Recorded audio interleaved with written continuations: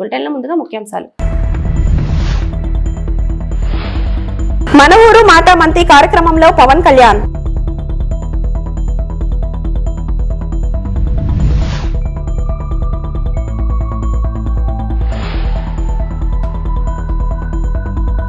ఇరవై ఒక్క రోజుల్లోనే కొత్త రేషన్ కార్డు, మంత్రి నాదెండ్ల.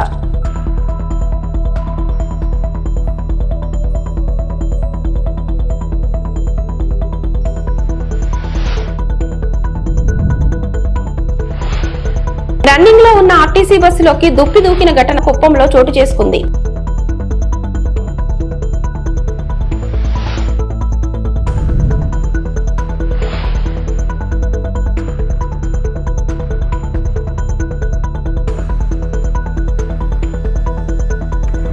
ప్రజా సమస్యల పరిష్కారం కోసం ఉప ముఖ్యమంత్రి పవన్ కళ్యాణ్ సరికొత్త కార్యక్రమానికి శ్రీకారం చుట్టారు. మన ఊరు కోసం మాటా మంత్రి కార్యక్రమంలో భాగంగా వెండి తెరపై ప్రత్యక్ష ప్రసాదం ద్వారా శ్రీకాకుళం జిల్లా టెక్కలి మండలం రావలస గ్రామ ప్రజలతో మాట్లాడారు.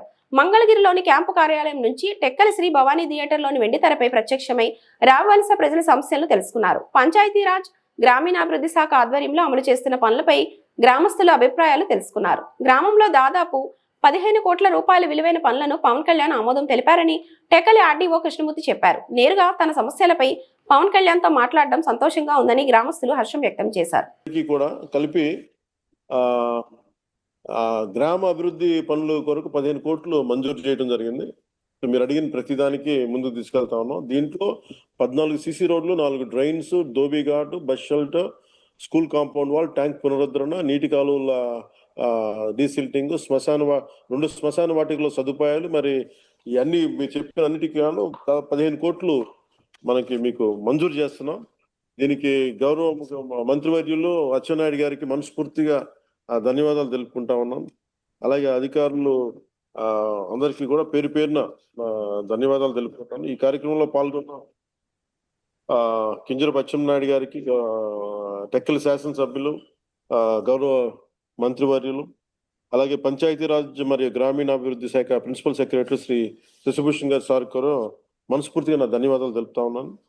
అలాగే శ్రీకాకుళం జిల్లా కలెక్టర్ శ్రీ స్వప్నిల్ పుణ్కర్ గారికి కూడా నా ప్రత్యేక ధన్యవాదాలు. పిల్లలు ఆడుకోలేకపోతున్నారు, బయటికి వెళ్ళి ఎంతసేపు సెల్ ఫోన్లో టీవీలో ఆగిపోతున్నారు. అందువల్ల ప్రత్యేకించి మీ అందరికీ కూడా ఖాళీ స్థలాలను గుర్తించి వాటికి పిల్లల్ని ఆడుకునే అభివృద్ధి స్థలాలుగా చేయాలి అనేది ఉంది. అది మీరు అందరూ కొంచెం చొరవ తీసుకున్న ఆ దిశగా వెళ్ళండి. మా నుంచి ఎలాంటి సహకారం కావాలో నేను ముందుండి మేము నడిపిస్తాను. మీకు గుర్తుండి ఉంటుంది, నన్ను చిత్తూరు జిల్లా మన రాజంపేటలో ఒక చోట అడిగితే రైల్వే కోడూరులో నేను వెంటనే అక్కడ కనీసం మనకి 300 ఎకరాలంత భూమి ఉంది. ఇక్కడ అసలు సెంటు భూమి లేదు అక్కడ రైల్వే కోడూరు. సో నేను 1 ఎకరం కొని వాళ్ళకి స్కూల్ కోసం నేను పంచాల్సి వచ్చింది. సో నా దగ్గర అంత డబ్బు లేదు, కానీ మనకున్న పొలాన్ని, మన ప్రభుత్వ భూముల్ని ఖచ్చితంగా పిల్లలకు ఉపయోగపడేలా ఖాళీ స్థలాలకి, ఎందుకంటే దేహదారుఢ్యం చాలా అవసరం పిల్లలకి. వయసు వచ్చిన ఆడబిడ్డలకి ఇంతమంది తల్లులు ఉన్నారు, అక్కచెల్లెలు ఉన్నారు, ఆడపడుచులు ఉన్నారు. మన బిడ్డల్ని, మన ఆడబిడ్డలు మనం రక్షించుకోలేని పరిస్థితిలో మనం ఉండటం నిజంగా చాలా బాధాకరం. అందుకని ప్రతి ఒక్కరు కూడా, యువకులు కానీ అందరూ కూడా, పెద్దలు కానీ, ఆడబిడ్డలకి గ్రామ సమాజం రక్షణ కవచంగా నిలబడాలి. దయచేసి మీరు దాన్ని దృష్టిలో పెట్టుకోండి. అవసరమైన భద్రతా చర్యలు కానీ మరి అవగాహన కార్యక్రమాలు కానీ మీరు నిర్వహించండి. దానికి సంపూర్ణ సహకారం అందిస్తాం. అలాగే ఊరి నుంచి ఉన్నత స్థాయి చేరిన వాళ్ళు తన గ్రామాన్ని మరవకూడదు. ఎక్కడో విదేశాల్లో ఉండేవాళ్ళు, ఇప్పుడు మన గౌరవ ముఖ్యమంత్రి గారు కూడా ఏం చెప్తున్నారంటే, ప్రతి ఒక్కరిని అడాప్ట్ చేసుకోండి. మన ఇండస్ట్రియలిస్టులు ఉన్నారు, పారిశ్రామికవేత్తలు, ఈ రాష్ట్రం నుంచి మీరు లబ్ధి పొందారు కాబట్టి ఎవరినో ఒకళ్ళు మీరు తీసుకొని కొంత దత్తత తీసుకోమనే కార్యక్రమం ఉంది. అలాగే ప్రతి ఊరి నుంచి ఉన్నత స్థాయికి చేరిన వారు మన గ్రామాలు మర్చిపోకూడదు. ఇప్పుడు నేను కూడా ఎందుకు మీకు ఇంత నిలబడి మాట్లాడుతున్నానంటే, నా నేల నాకు జీవనాన్ని ఇచ్చింది, నాకు ఈ నేల నాకు అన్నం పెట్టింది, నాకు ఈ నేల నాకు బతుకునిచ్చింది. అలా నేల కోసం చేయడానికి నేను నా వంతు బాధ్యతగా నేను నిర్వహిస్తా ఉన్నాను. అలాగే మన ఊరి నుంచి వెళ్ళిన వేరే గ్రామాల్లో, వేరే ఊళ్ళలో ఉన్న ప్రతి ఒక్కరికి కూడా, ముఖ్యంగా మన టెక్కల్ నియోజకవర్గం రావలస పంచాయతీ నుంచి వచ్చిన ప్రతి ఒక్కరు కూడా తిరిగి రేషన్ కార్డు దరఖాస్తులకు గడువు లేదని, ఎవరైనా ఎప్పుడైనా దరఖాస్తు చేసుకోవచ్చని మంత్రి నాదెండ్ల మనోహర్ అన్నారు. రేషన్ కార్డు కోసం దరఖాస్తు చేసుకున్న వారికి 21 రోజుల్లోనే అందజేస్తామన్నారు. రేషన్ కార్డు కోసం మ్యారేజీ సర్టిఫికేట్, పెళ్లి కార్డు అడగద్దని అధికారులను ఆదేశించినట్లు తెలిపారు. రైస్ కార్డ్ సర్వీసెస్లో ఎవరైతే గతంలో కొన్ని కుటుంబాల్లో ప్రత్యేకంగా చేర్పులు, మార్పులు, కొత్తగా పుట్టిన బిడ్డలకి అడిషన్గా కార్డులో తీసుకురావాల్సిన పేర్లు, అదేవిధంగా కొంతమంది మైగ్రేట్ అయిన వాళ్ళకి కొన్ని అడ్రస్ మార్పులు, ఇవన్నీ కూడా దాదాపు 2 సంవత్సరాల నుంచి ప్రభుత్వంలో ఎక్కడ కూడా ఆ వెసులుబాటు కలగలేదు. కేంద్ర ప్రభుత్వం అదేవిధంగా గౌరవ సుప్రీంకోర్టు వారి ఇన్స్ట్రక్షన్స్ మేరకు ఈకేవైసీ తప్పనిసరి అనే కోణంలో రాష్ట్ర వ్యాప్తంగా ఆంధ్రప్రదేశ్లో కూటమి ప్రభుత్వం వచ్చిన తర్వాత ఒక నిర్ణయం తీసుకుని ప్రతి ఒక్క కార్డుని ఈకేవైసీ చేయాలనే ఒక ప్రయత్నం రాష్ట్ర వ్యాప్తంగా మేము ప్రారంభించినప్పుడు భారతదేశంలోనే 95% పూర్తి చేసుకున్న ఏకైక రాష్ట్రం ఈ రోజున ఆంధ్రప్రదేశ్. పూర్తి కాని పెండింగ్ ఉన్న సంఖ్య 22,55,498. ఈ రోజు వరకు మాకు వచ్చిన అప్లికేషన్స్ 5,48,176. అందులో 4,09,000 మెంబర్ అడిషన్, అంటే కొత్తగా సభ్యుల్ని చేర్చడానికి కార్డులో. రెండోది కొత్త రైస్ కార్డు కావాలని 60,000 మంది కేవలం అప్లై చేశారు. రైస్ కార్డులో స్ప్లిట్టింగ్, అంటే కుటుంబ సభ్యులు పెళ్ళైన తర్వాతనో లేకపోతే ఇతర ప్రాంతానికి వెళ్ళిపోవడం వలన స్ప్లిట్టింగ్ అనేది ఎక్కువ మంది అడుగుతున్నారు. అది 44,000 మంది. చేంజ్ ఆఫ్ అడ్రస్ మేము ఈసారి కల్పించాం. అది యాక్చువల్గా ఈకేవైసీలోనే పూర్తి అయిపోయి ఉంటుంది. అందుకనే కేవలం దాంట్లో సంఖ్య 12,552. మెంబర్ డిలీషన్ ఇప్పటి వరకు 13,580 మంది అప్లై చేశారు. కూటమి ప్రభుత్వం వచ్చిన తర్వాత రైస్ కార్డ్ డేటాబేస్ని గ్రామ సచివాలయం, వార్డు సచివాలయంలో ఉన్న డేటాబేస్ని అనుసంధానం చేయడానికి కోసం ఒక ప్రయత్నం మేము చేశాం. ఇది నిరంతరంగా జరిగే ప్రక్రియ. దయచేసి మీరెవ్వరు కూడా తొందరపడిపోయి ఏదో పలానా తేదీకి ముగిసిపోతుందని మాత్రం మీరు అనుకోవద్దు. క్లోజింగ్ డేట్ లేదు దీనికి. మాకు ప్రభుత్వ ఆదేశాల మేరకు మాకు 21 రోజులు సమయం ఉంటుంది. ఒక అప్లికేషన్ తీసుకున్న తర్వాత 21 రోజుల్లో అప్లికేషన్ స్వీకరించిన తర్వాత తప్పకుండా మేము పరిష్కారం చేస్తాం.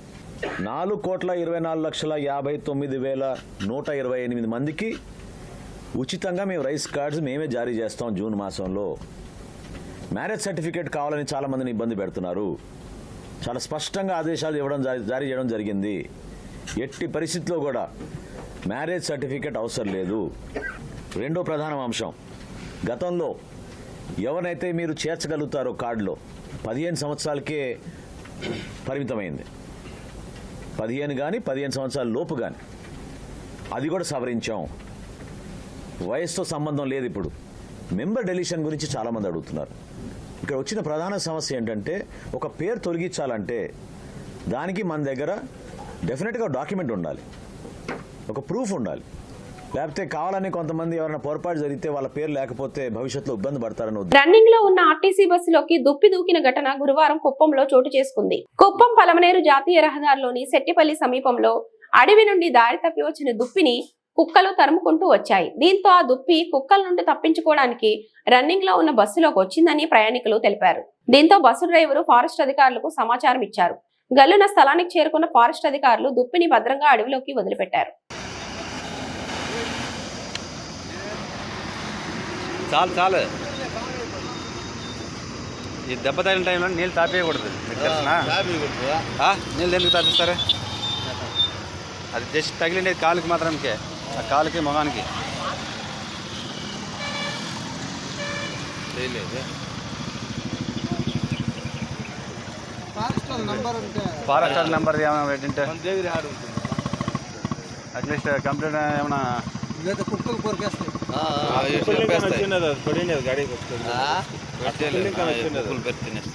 వచ్చేసింది. సరే ఒక పని, గవర్నమెంట్ హాస్పిటల్ అనిస్తానంటే ఎవరు నెంబర్ ఉంటుంది సార్? ఎవరు దీనికి కనీసం ఫారెస్ట్ నెంబర్ ఉంటే దానికి అనిస్తానా ఇచ్చింది ఎవరు? ఇట్లా వచ్చింది, వచ్చేసింది. ఏం కాలా లేదు, అదేం కాలం లేదు. జస్ట్ ఇది ఈడ మాత్రం తగిలిండేది. అదే చేయి ముట్టదు తగిలింది, ఆడ తగిలింది. మళ్ళీ నీకు ఇక్కడ వద్దు, ఒక్క నిమిషం వదిలిపెట్టు. దాన్ని ముట్టుకోవద్దండ కంచేపు ఉన్నాను.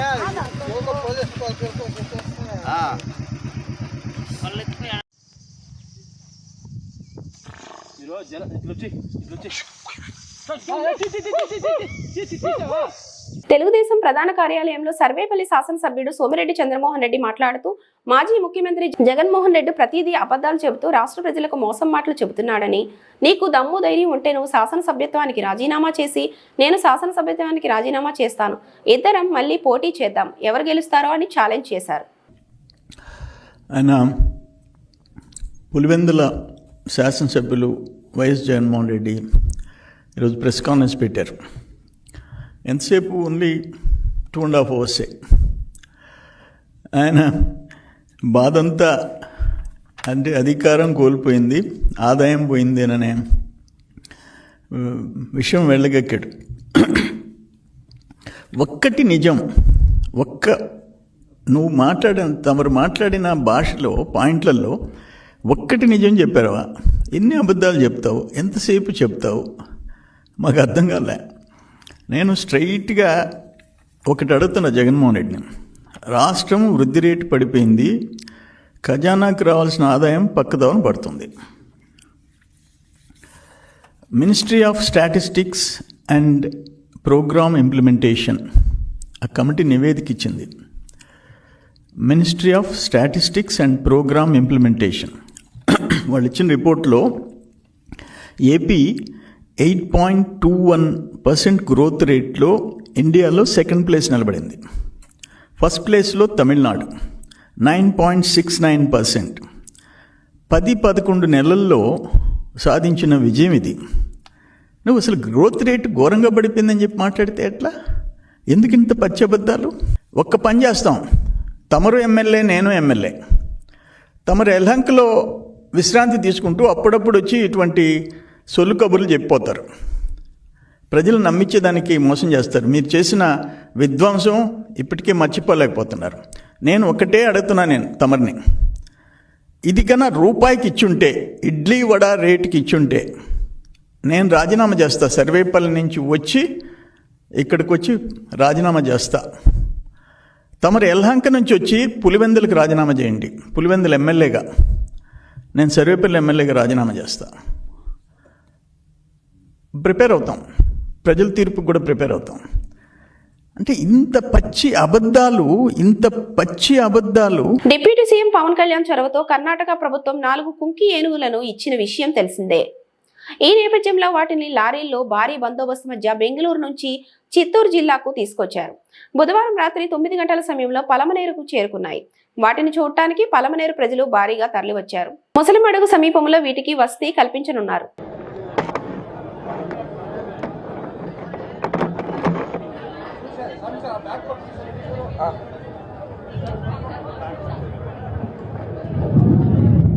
ಎಲ್ಲರಿಗೆ ನಮಸ್ಕಾರಗಳು.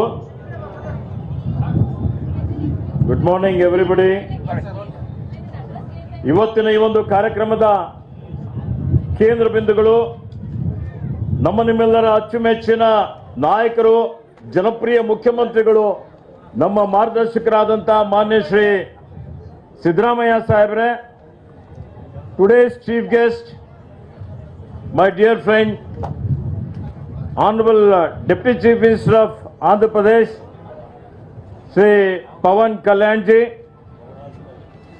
ಇಲ್ಲಿ ಈ ಕಾರ್ಯಕ್ರಮದಲ್ಲಿ ಅನೇಕ ನಮ್ಮ ಸಚಿವ ಸಂಪುಟದ ಸದಸ್ಯರುಗಳಿದ್ದಾರೆ.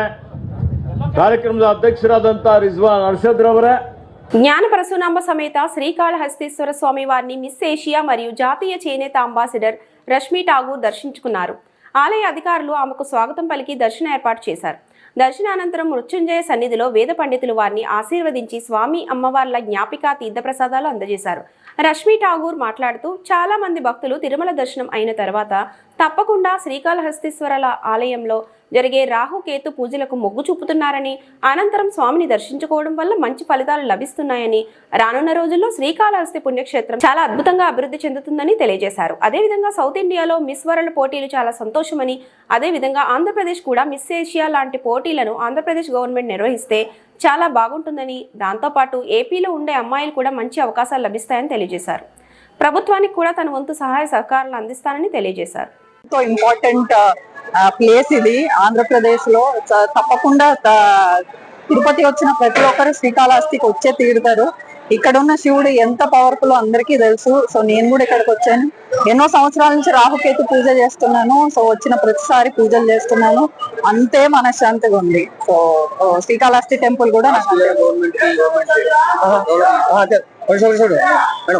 డెఫినెట్ గా తెలంగాణలో మిస్ వరల్డ్ వచ్చింది.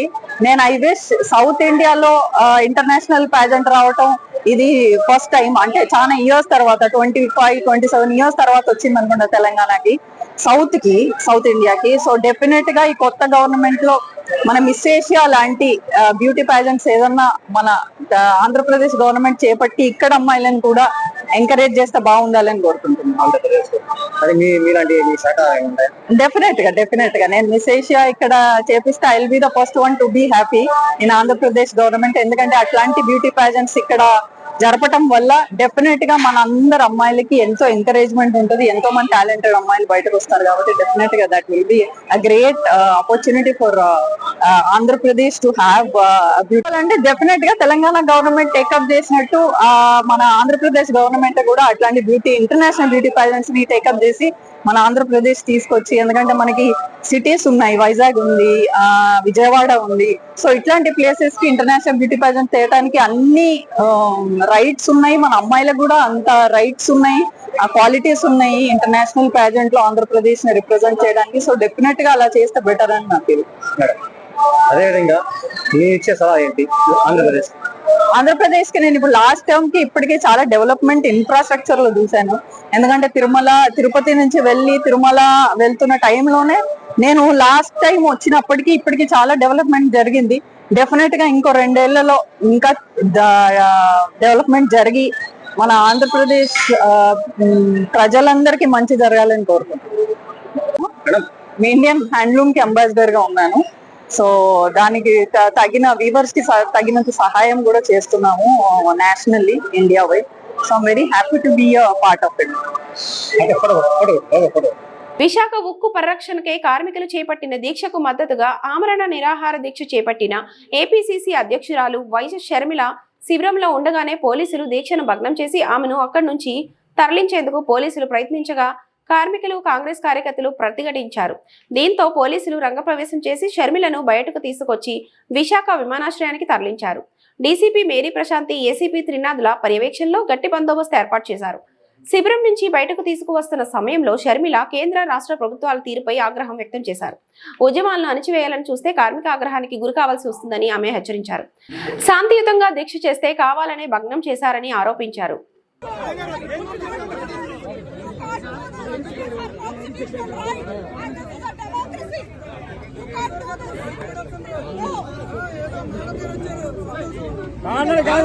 తీసుకోవాలి.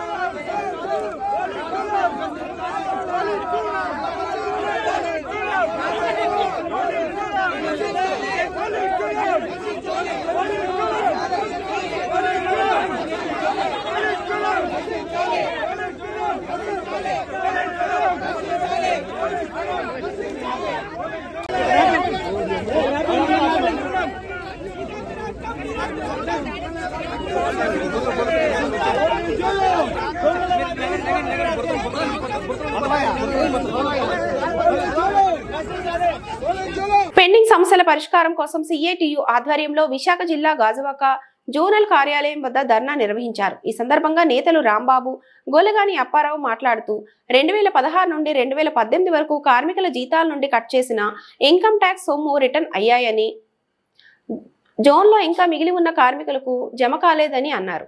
ఆప్కాస్ వర్కర్లు మిస్సింగ్ జీతాలు 2022 నుండి నేటి వరకు ఉన్నాయని, వాటికి పరిష్కారం లభించలేదని అన్నారు.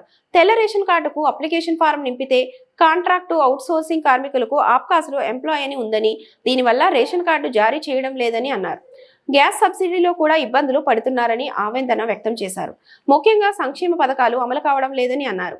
కార్యక్రమంలో నూకేశ్వరరావు, గొల్లరాము, బంగారు నాయుడు, నాగరాజు, గణేష్, కేవీ రమణ, మీనాక్షి, సత్యవతి, పద్మ, మంగమ్మ తదితరులు పాల్గొన్నారు. ఏ చెత్త ఎత్తకపోయినా గాజువాక మహానగరం కూడా కంపు కొడుతుంది. ఇప్పటికే అనేక రకాలుగా జ్వరాలు, అనారోగ్యాలు, ప్రజలు చాలా ఇబ్బంది పడుతున్నారు. ఇలాంటి పరిస్థితుల్లో ఏదైనా జరిగితే మున్సిపాలిటీ సంబంధించిన అధికారులకి వెంటనే వచ్చి అక్కడ మన పారిశుద్ధ్య కార్మికులను అలవాటు చేస్తారు. మీ వల్లే ఈ మలేరియా వచ్చింది, మీ వల్లే టైఫాయిడ్ వచ్చింది, మీ వల్లే డెంగ్యూ వచ్చిందని మనకున్న పారిశుద్ధ్య కార్మికులకి ఎంత పెత్తనం చేస్తారంటే భయంకరంగా చేస్తారు. మరి అలాంటి పెత్తనం చేసినప్పుడు ప్రజలు శ్రేయస్కోరుకున్నప్పుడు మరి బీచింగ్ చల్లాలా? పెండింగ్ సమస్యలన్నీ పరిష్కరించాలి. కమిషనర్ గారి దృష్టికి వెళ్ళాలి. ఆయన వెంటనే పరిష్కారానికి దీనికి మార్గం చూపాలనే ఉద్దేశంతో ఈవేళ ధర్నా చేస్తాను. ముఖ్యంగా 2022 నుంచి నేటి వరకు ప్రతి నెల ఏదో ఒక వార్డులోను ఒకరికో ఇద్దరికో జీతాలు మిస్ అవుతున్నాయి. ఆ మిస్ అయిన డబ్బులు ఎక్కడ ఉంటున్నాయి, ఉండేవి ఎప్పుడు వస్తాయి అని దానికి సమాధానం చెప్పేవాళ్ళు లేకుండా అయిపోయారు. అలాగే 2018 వరకు నాకు వచ్చిన ఇన్కమ్ ట్యాక్స్ డబ్బులు కూడా కొంతమందికి ఇచ్చి కొంతమందికి ఇవ్వకుండా ఆ ఇచ్చిన దాంట్లో కూడా వేరియస్ చూపించి ఒకరికి 7,000, 8,000, ఒకరికి 4,000, 3,000 ఇచ్చాడు. ఎవరైనా వాళ్ళకి ఇవ్వడమే మానేశాడు. అంటే ఎవడేం చేస్తాడు, ఎవడడుగుతాడు, అడిగి ఉన్నది మిగిలింది లేనిది ఆ దోబిలో వేసుకోవాలనే ఉద్దేశంతో మరి చేస్తున్నారో ఏంటో తెలియదు. అలాగే పనిముట్లు లేవు, పని ఎలా చేయాలని అంటుంటే ఏదో రకం చేసండి అంటారు. ఎలా చేయాలి అన్నది ఒకసారి అధికారులు చెప్పాలి. మరి ఈ విషయాల మీద మరి ఈ లోకల్గా ఉండే పెండింగ్ సమస్యల మీద కూడా స్థానిక నాయకులు కానీ మరి అధికారులు కానీ పట్టించుకోకపోతే మేము ఎవరో చెప్పుకోవాలి. తిరుమల తిరుపతిలో మరోసారి కొట్టొచ్చినట్టు కనబడ్డ భద్రతా లోపం. శ్రీవారి పురోహిత సంఘం వద్ద నమాజ్ చేసిన ముస్లిం వ్యక్తి సుమారు 10 నిమిషాలకు పైగా నమాజ్ చేసిన అన్య మతానికి చెందిన వ్యక్తి. పహల్గాం దాడిలో నేపథ్యంలో ఇలాంటి ఘటనలో తిరుమలలో జరగడం పట్ల ఆందోళన వ్యక్తం చేస్తున్న భక్తులు అసలు ఎవరు ఇతను ఈ ప్రాంతంలో నమాజ్ చేసినా ఎందుకు పట్టించుకోవడం లేదు అని అనేక అనుమానాలు వెల్లువెత్తుతున్నాయి.